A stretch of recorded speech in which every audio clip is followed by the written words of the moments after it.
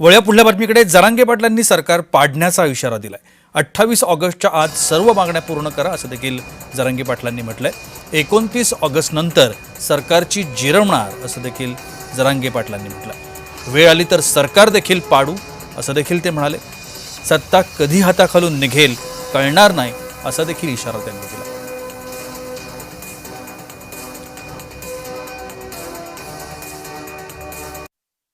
$58 लाख नोंदी ज्या मिळाल्या त्या 58 लाख नोंदीचे मला प्रमाणपत्र पाहिजे आणि 58 लाख नोंदीचा डाटा मी 1 वर्षापासून मागतोय.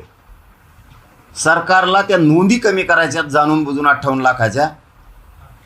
त्यांना 58 लाख प्रमाणपत्र मराठ्याला द्यायचे नाही आहेत. नोंदी कमी करायच्यात म्हणायचे फक्त एवढ्या सापाड्या. ते मी होऊ देणार नाही. वेळ आली तर मराठी आम्ही सरकार पाडिणार. जर 58 लाख नोंदीतले एक बी नोंदी कमी केल्या तर आणखीनही दुरावा दुही निर्माण होऊ देऊ नका. ज्यांनी कुणबी प्रमाणपत्र घेतले त्यांच्या व्हॅलिट्या पाहिजेत. तुमच्या अधिकाऱ्यांनी रोखून धरल्या. मला 58 लाख नोंदीचे प्रमाणपत्र व्हॅलिट्या पाहिजेत.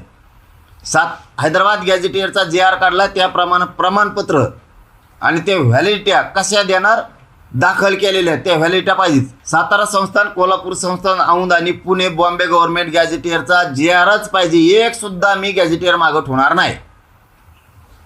सर सकट सगळ्या केसेस मागं घेऊ म्हणलेत. केसेस मागं पाहिजेत.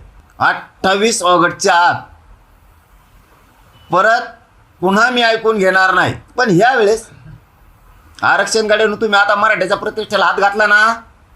आरक्षण 1 दिवस लेट, पण 29 ऑगस्टच्या नंतर आम्ही सरकारची जिरविणारच. आता हो दे काय व्हायचं. तुम्ही जितके शांत बसाल तितकं मराठ्यांच्या पोरांचं वाटोळं होईल. आक्रमक व्हायचं शिका. रस्त्यावर येऊन मागायचं शिका.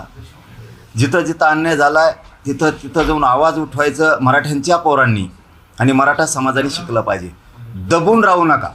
दबून राहिलात तर जीवन तुमचं उद्ध्वस्त होणार आहे. दबून राहू नका. कुणाला भ्यायचं काम नाही आहे. कोणाच्या दबावाखाली वागायचं काम नाही. मराठ्यांनी दबावाखाली कोणाच्या वागायचं बंद करा. समाज सगळा संपून जाईल. जो अन्याय करतो त्याच्या विरोधात असं चवताळून उठले पाहिजेत मराठी.